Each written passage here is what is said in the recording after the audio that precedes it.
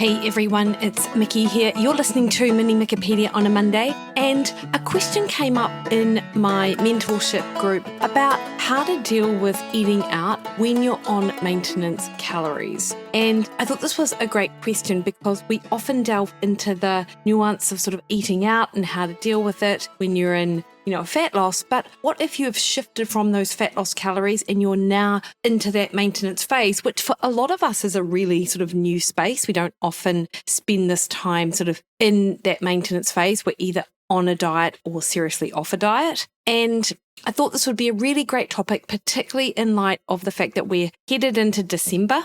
Is it December today, I think? And people will be trying to manage things as best they can, because one of the very biggest fears, I guess, when you're in maintenance and you've gone beyond that fat loss is the idea that you'll gain weight back. I will just state for the record, as you know, that maintenance eating isn't about perfect eating forever. It's not that you can never enjoy a meal that wouldn't otherwise have been on your fat loss plan. And it's not about tracking every single chip or every single crouton. It's about knowing your weekly average intake roughly around your maintenance calories and staying pretty close to them, but you don't have to go at it with some sort of analytical, absolute, down to the last drop of, olive oil. Maintenance is also using some structure so meals out don't accidentally become 3-day food festivals. You really want to, as much as you can, have let go of that all or nothing type approach that I know a lot of us sort of struggle with. And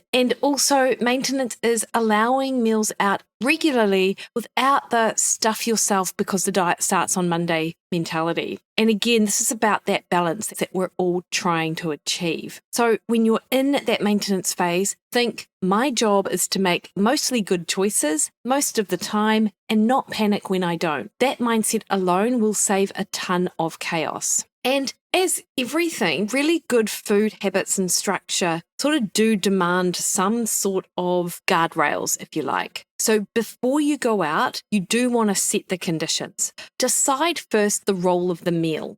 And if it helps, here's sort of 3 useful categories with which to do that. The first one is a green meal. Basically, you are pretty much on plan. It is high protein, high vegetables, moderate calories, super easy to fit into your otherwise awesome approach. An amber meal is a little bit more flexible. Maybe there's a main plus a drink or a dessert. You are still intentional, but you're allowing additional sort of energy and calories in. And then you've got a red meal. This may be a full-on celebration. It is a fondue. You're deliberately not worrying about macros at all. And with your red meal, when I say you're deliberately not worrying, that's a hard place to get to, but there will be meals like this. And at some point, you will have to be comfortable with it, not only comfortable with it, but really enjoy it. And you don't have to label these out loud, but just know in your head where it is. Trying to pretend that the red meal is in fact a green one is not only how guilt creeps in, it's how we begin to lose track of our progress and begin to regress, if you like. So that's where I see a lot of people sort of fall down. You don't want to starve yourself. So the classic pre-restaurant mistake would be to skip meals, arrive ravenous, hoe into the bread basket, the wine, the entree, the main, and then go on, have dessert because you've starved yourself all day. And of course, you've blown it, so you may as well go all in. So that is a typical mindset I know a lot of people struggle with. A better strategy would be to eat relatively normally during the day. Have your high protein breakfast and lunch. Have a good amount of fiber there as well, so you feel satisfied at the time of the meal, satiated.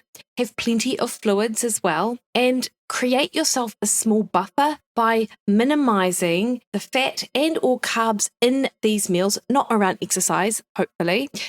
So you do create yourself a little bit of that buffer. So you might be shaving off, let's say 150 to 200 calories at those earlier meals each. So you're going into that evening meal having that buffer, and then you can feel a little bit more relaxed and comfortable about the choices you make, if that's how you want to play it. For a lot of people, that's a super helpful approach. It's a really good idea to check the menu if you are someone who does spiral at the time, panic, and then go, oh my gosh, there's nothing here, I'm just going to order it all. So if you do get menu overwhelm, glance ahead. Decide on 2 to 3 options. Have something which is either a couple of choices which might be on the lighter side, may fit into that green category, and then have a couple which might be amber or red because of the type of situation you might find yourself in and the headspace as well. Like there's no right or wrong here, but if you're someone who gets overwhelmed at a menu and is a little bit disappointed you don't make the choice that you feel you want to, then knowing in advance what's on the menu can be really helpful, and it will help you feel good on the night instead of panic picking if you're starving. And when you're at the restaurant, how to build a maintenance-friendly meal is not that different from how you would approach it in fat loss, truthfully,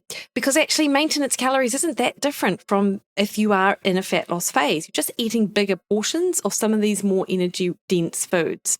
So aim to base your meal on protein, so meat, fish, eggs, tofu, tempeh, etc., vegetables, salad, non-starchy veg, and then if you want to starch, potato, rice, kumara, bread, pasta, etc., in a modest portion. You don't necessarily have to choose a fat because in a restaurant, most of these foods are going to have additional fat added to them. But if your plate has a decent protein portion, visible vegetables, a sensible sort of starch, then you're already in that sort of maintenance territory. And where you do want to watch and where you can make different decisions are in the sort of more invisible piece of the puzzle, if you like. And that's the invisible fats. These are these hidden calorie bombs, the creamy sauces and gravies, buttery dressings, anything crispy, crumbed, tempura, loaded, smothered, creamy, or cheesy. Again, these don't make the foods bad, they just make it very easy to overshoot without noticing. And if you're not going in with the sort of framework of doesn't really matter, I'm just going to enjoy my food, then it can be helpful to make some simple tweaks.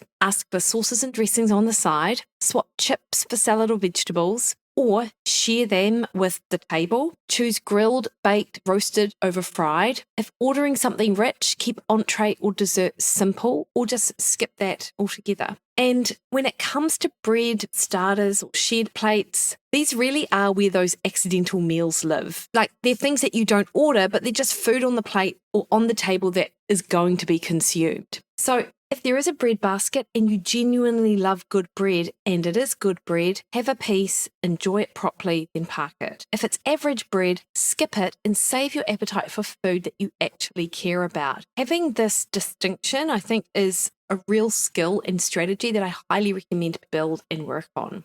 Starters, this could be a really great opportunity for protein and veg.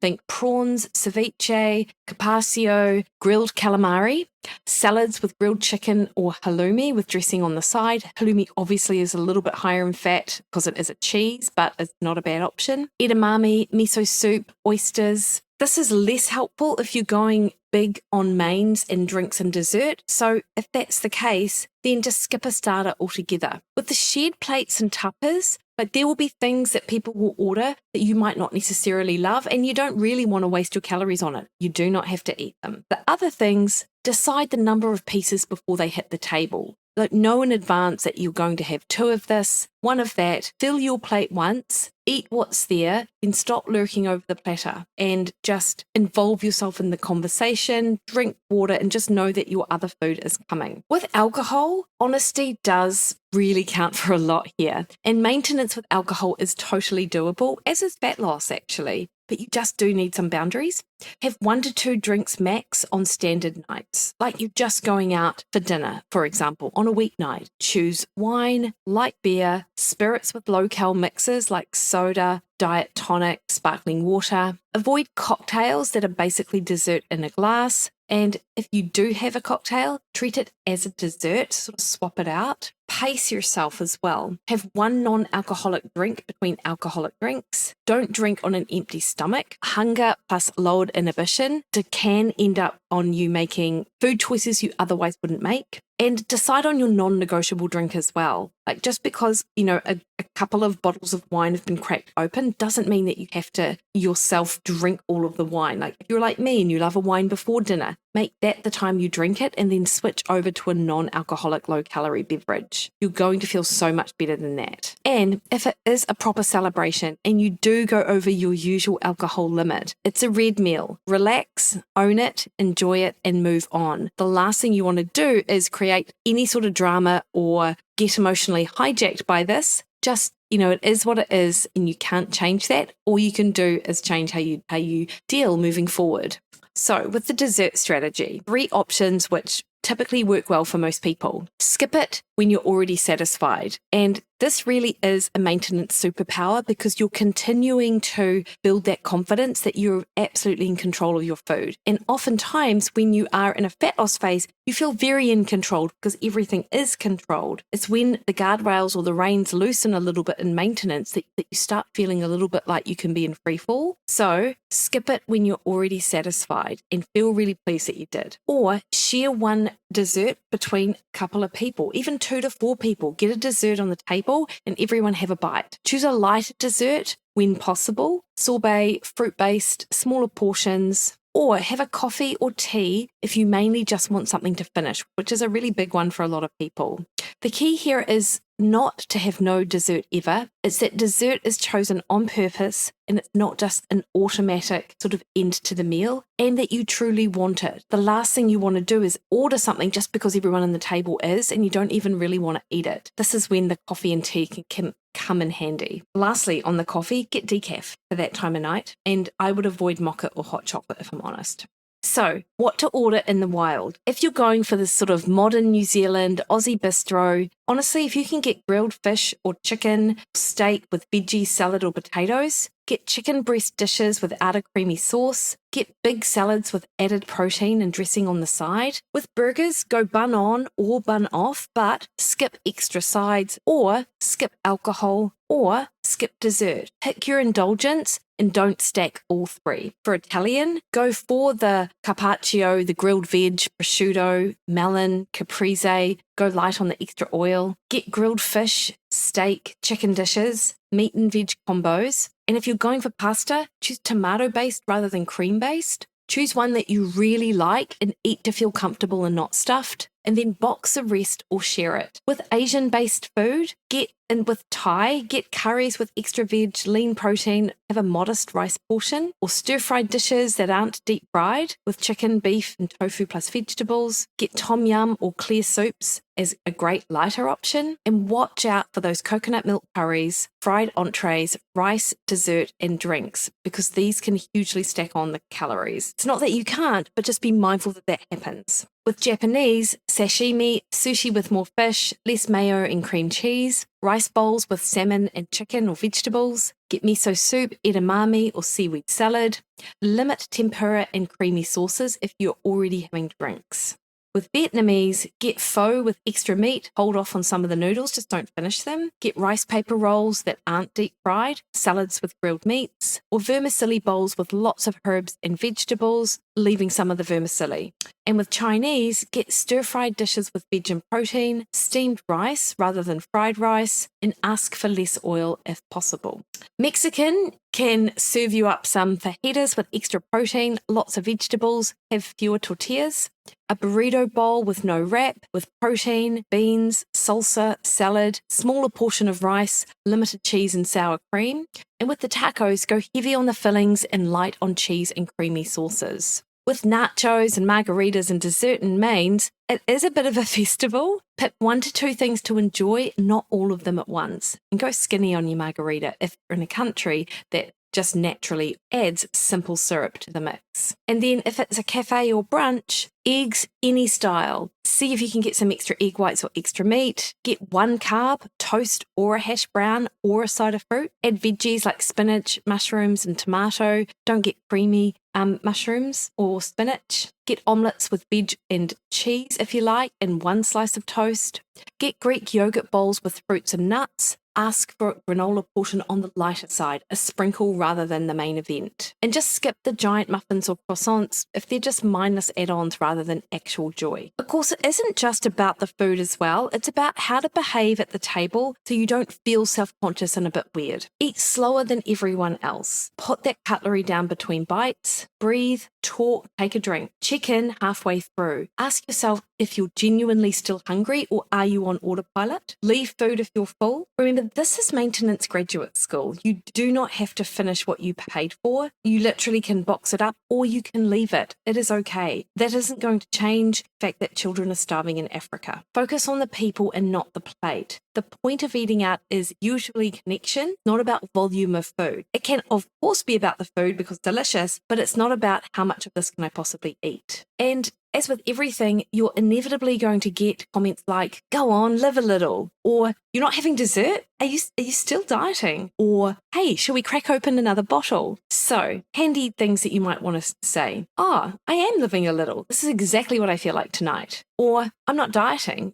Don't really need dessert tonight. Or, I'm good for now, thanks. If you don't give a justification, you've got nothing that they can use to talk you out of it. Or, I'm full and I hate feeling stuffed. I'm good. You're allowed boundaries. No one interrogates someone for ordering dessert, and you don't have to, provide your justification for not ordering it. So just remember that in these sort of social situations. After the meal, look, it's really inevitable that you might beat yourself up in certain circumstances for maybe choosing things you wouldn't otherwise have, for second-guessing your choices after you've eaten them. But don't turn one high-calorie meal into a multi-day self-sabotage spiral. If you ate more than planned, log it or estimate it if tracking helps you feel grounded. Just don't obsess. Expect the scale to pop up for 1 to 3 days from sodium, carbs, alcohol. This is mostly water. Go back to your normal maintenance structure the next day where you're having protein at every meal, plenty of vegetables, fibre and water, and your usual training.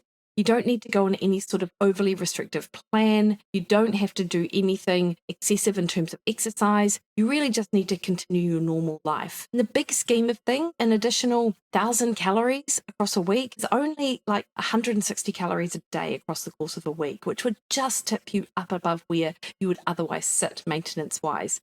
It might take you a week to get back to your usual weight, but very little fat has been gained from one meal.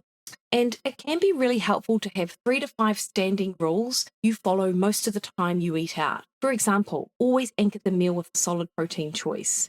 You have no mindless bread, only eat it if it's great. If you max out at 2 alcoholic drinks. If you decide you're going to have dessert only if you genuinely want it, and there's no compensation for next day beyond habit. Honestly, these can obviously flex on genuinely special occasions, but 80 to 90% of the time, this is how you run the show. And ultimately, the real win is obviously that you've become the person who just eats out normally. Maintenance isn't about never going off script. It's about trusting yourself in restaurants, having some structure without drama, enjoying social food, and keeping the body you've worked for. So think of every meal out as a rep. Some will be awesome, some will be messy, but the skill builds over time, just like training. And you're literally in training for your real life. All right, team, that's what I've got for you. Would love to hear what you think. Hit me up. I'm on Instagram, Threads, and X at Mikki Williden, Facebook at Mikki Williden Nutrition, or head over to my website, mikkiwilliden.com. All right, team, you have the best week. See you later.